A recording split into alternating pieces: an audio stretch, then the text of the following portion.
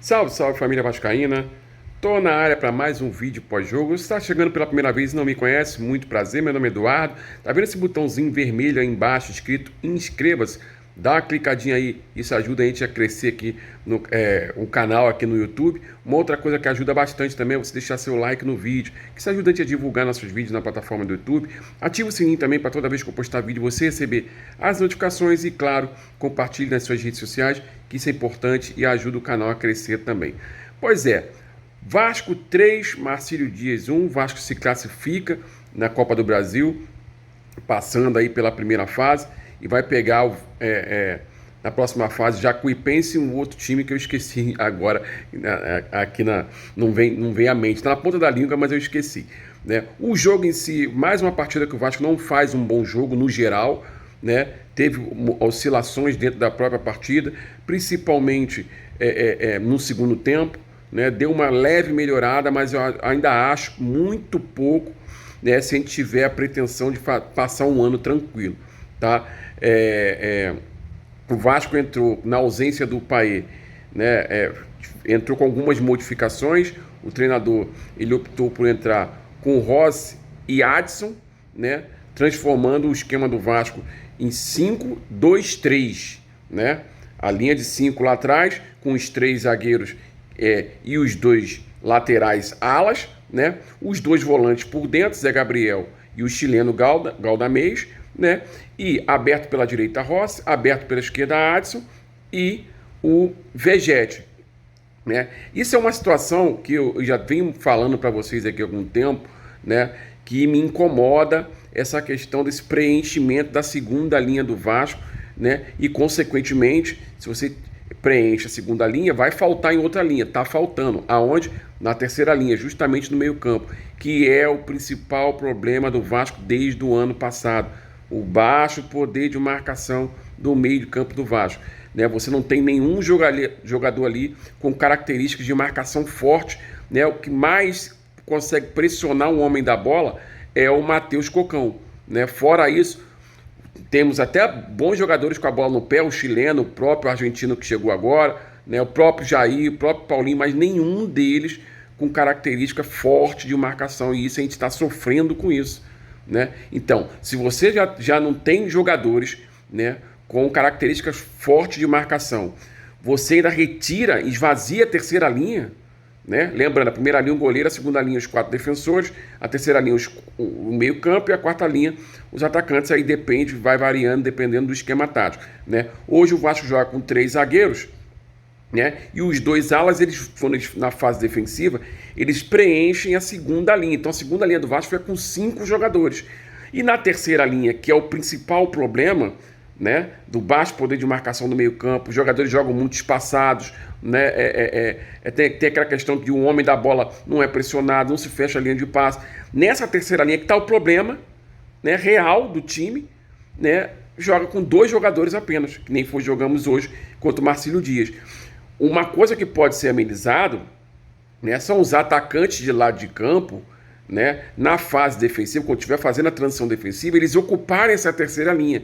Então você transforma o esquema, que era de 5-2-3, né, para 5-4-1 na fase defensiva. Aí beleza, o Vasco jogou assim contra o Fluminense. O David fazia essa recomposição defensiva, ocupava essa terceira linha, e o Paê fazia lá do outro lado, né? E o Fluminense teve sérias dificuldades. Aí depois houve uma troca de posição do John Arias, saiu lá da esquerda do ataque deles, foi para a direita jogar no espaço vazio ali, né? Justamente o espaço que era para ser ocupado pelo Paê. O Paê tem uma deficiência na marcação e aí o Fluminense questão de produção. Mas esse seria o cenário ideal, só que campo pesado, gramado alto, né? Gramado alto, o jogador tende a fazer um esforço físico maior. Os atacantes lá de campo do Vasco são frágeis fisicamente. Então chegou um certo momento do jogo que eles não conseguiam fazer essa recomposição defensiva, né? Para piorar a situação. O treinador do Marcílio Dias, ele libera os laterais e põe os pontas lá em cima, pressionando na segunda linha do Vasco. O time do Marcílio Dias fazendo transições rápidas, seja ofensiva, seja defensivamente, né? E isso causou extrema dificuldade para o Vasco, né? O Vasco com a sua linha de 5, os 2 volantes por dentro, Galdamez e o Zé Gabriel, correndo a esmo, sendo facilmente envolvidos, jogadores muito espaçados, né? Porque o Vasco, sem saída de bola, optava pelo chutão, né? Os atacantes lá de campo do Vasco, por característica, aceleram o jogo o tempo todo. Então, nessa bola longa, ou então quando vinha com a bola no pé, eles aceleravam o jogo o tempo todo. Não dava tempo para os dois que jogam por dentro encostar no ataque, e não dava tempo para a segunda linha do Vasco, com 5 jogadores, sair de lá de trás. Ou seja, havia um desequilíbrio no time, um espaço muito grande entre as linhas. Isso dificultou bastante o time do Vasco, né? E aí cai naquele incômodo que eu falei para vocês, né? O treinador está deixando bem claro que, independente do adversário, ele vai jogar com os 3 zagueiros. Me causa estranheza isso, né? Porque você jogar com 3 zagueiros, preenchendo essa linha de 5 contra o Marcílio Dias, com todo respeito ao Marcílio Dias, mas o time grande é o Vasco tem que se impor, né? Então, assim, não faz sentido jogar contra o Marcílio Dias com 3 zagueiros, até porque o Marcílio Dias, por mais que adiantasse as suas linhas de marcação, tentasse marcar em bloco alto em certos momentos, não pressionava tanto, né? Não pressionava tanto. Então não há justificativa para você jogar com 3 zagueiros contra o Marcílio Dias, né? Você pode até jogar com 3 zagueiros contra o Marcílio Dias, só que a função do zagueiro central, que seria o Medel, né? Que inclusive ele fez isso já no final do segundo tempo, e o time deu um acréscimo, uma subida de produção, inclusive com o Medel chegando na frente para finalizar. Que é o quê? Quando o Vasco está na sua fase defensiva, ele vem, desce e preenche a segunda linha. Aí transforma o esquema em 5-4-1, quando está jogando com 2 atacantes lá de campo. Quando o Vasco está fazendo a sua transição ofensiva ou na fase de ataque, ele sai para o jogo, sai da segunda linha, vai preencher a terceira linha, vai sair para o jogo, que ele fez no final do primeiro tempo, né? A seleção do Marrocos fazia muito isso. A seleção do Marrocos jogava na mesma situação, preenchia a segunda linha, só que quem preenchia a segunda linha era o volante. Então o volante, na fase defensiva do Marrocos, ele preenchia a segunda linha, e na fase ofensiva ou na transição ofensiva, ele saía para o jogo. Quem jogava assim também foi no Campeonato Brasileiro, sabe quem era? O Cuiabá, que o Vasco ganhou com extrema dificuldade. O Cuiabá jogava no 4-3-3, né? Mas na sua fase defensiva o volante preenchia a segunda linha, e os atacantes lá de campo, o Wellington Silva, aquele do Fluminense, e um outro jogador que eu esqueci, preenchia essa terceira linha, e eles ficavam no 5-4-1 e causava extremas dificuldades. É uma opção, né? À toa que o treinador, para corrigir o erro dele, né? Ele pede para o Medel preencher a terceira linha. Aí o Vasco dá um acréscimo, uma crescida de produção, porque o meio-campo fica preenchido, os jogadores automaticamente começam a jogar mais próximos, e aí as jogadas começam a sair. Não melhora o poder de marcação, né? Continua abaixo. As primeiras linhas do Vasco lá, quando o adversário está fazendo sua transição ofensiva, não pressiona ninguém. Então é muito fácil quebrar essa primeira linha de marcação do Vasco, porque os jogadores marcam a distância.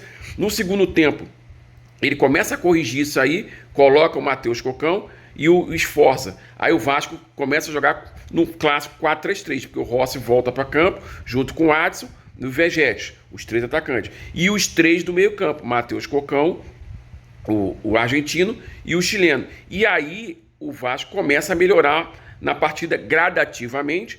O Marcílio Dias ainda continua pressionando, né? O Vasco também não fez um bom jogo técnico. Os jogadores do Vasco tecnicamente estavam muito abaixo do esperado, né? Errando passes em sequência. O Paulo Henrique deu uma entregada que quase saiu o gol do Marcílio Dias no primeiro tempo, no final do primeiro tempo. O Piton também oscilou bastante, hoje não foi tão à frente assim. É explicável isso, porque estava o lateral lá em cima dele o tempo todo, causando superioridade numérica em cima dele, né? E ele não tinha cobertura. Foi ter cobertura no segundo tempo, quando entrou o Matheus Cocão, e depois chega no meio do segundo tempo, né? Aí entra o treinador faz substituições, ele tira os atacantes lá de campo, que estavam fisicamente esgotados, entra com o David e entra com o Praxedes. Aí o Vasco fica num clássico 4-4-2, né? Com 3 volantes, o Praxedes como meia, David e Vegetes. E aí os jogadores mais próximos um dos outros, aí o Vasco começa a controlar o jogo, faz o terceiro gol, e aí a partida é definida, né? O Marcílio Dias perde as forças, começa a cair fisicamente também, né? E o Vasco consegue a classificação. Mas, na minha humilde opinião, o treinador vem errando, né, ao adotar esse esquema de 3 zagueiros, né, preenchendo a segunda linha e esvaziando a terceira linha. O problema do Vasco vem desde o ano passado na terceira linha. Não se tem poder de marcação ali, os jogadores marcam a distância, né? É muito fácil quebrar essa linha, deixa os volantes perdidos, porque eles correm praticamente sozinhos em inferioridade numérica, num espaço muito grande do campo, que é aquele espaço central, porque os atacantes lá de campo estão ocupando os lados do campo, né? Da mesma forma, os alas que descem para preencher a segunda linha também estão ocupando o lado do campo. E o meio do campo, né, fica inferioridade numérica, porque falta jogador de marcação ali, falta jogador para igualar numericamente ao meio campo do time adversário. E o Vasco vem sofrendo por causa disso. Então, vamos ver no que vai dar. A gente está alertando desde o início do ano, para quem acompanha a gente aqui e vem acompanhando nossos pós-jogos, a gente está alertando esse problema na terceira linha do Vasco desde o início do ano, desde o Carioca, né? E a gente vê uma repetição de escalação. Uma outra coisa que causou estranheza também foi a perda da titularidade do João Vitor, né? Eu não vi ele ter uma performance assim tão abaixo da crítica a ponto de perder a titularidade por Rojas, né? Foi investido 40 milhões no zagueiro, me causa estranheza também. Então, assim, Ramon Dias foi importante no ano passado, foi importante, né, pela mudança do modelo de jogo dele, né, aliado à chegada de peças. O Vasco conseguiu não ser rebaixado, conseguiu permanecer na Série A, mas não né, o Deus como treinador. Comete falhas também, né, e aqui a gente está apontando essas falhas que está prejudicando o coletivo. Né? Tá prejudicando o coletivo. Os times jogam muito fáceis, de forma muito fácil na intermediária do Vasco, né? Conseguem envolver os volantes de forma muito fácil, chute de média e longa distância muito fácil, sem ser pressionado. Por quê? Porque a segunda linha do Vasco vai recuando, né? O adversário vem pressionando, a segunda linha do Vasco vai recuando até a grande área.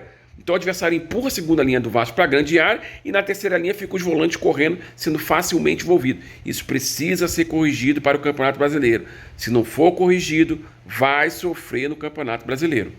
Tá? Vai sofrer no Campeonato Brasileiro. A gente está alertando desde agora, né? Mais um jogo ruim do Vasco. Não foi bom, na minha humilde opinião, assim como o do Volta Redonda também não foi bom, né?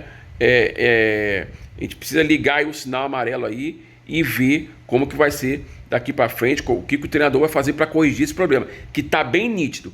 A prova disso foi que no primeiro tempo ainda ele adiantou o Medel para jogar na terceira linha, né, porque o meio-campo estava um buraco. Ou seja, ele percebeu, né, esse problema aí. Vamos ver como é que ele vai agir para consertar. Espero eu que seja o mais rápido possível, porque senão vai sofrer no Campeonato Brasileiro.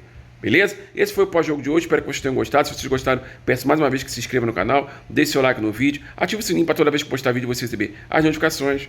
Um abraço e até o próximo vídeo. Valeu!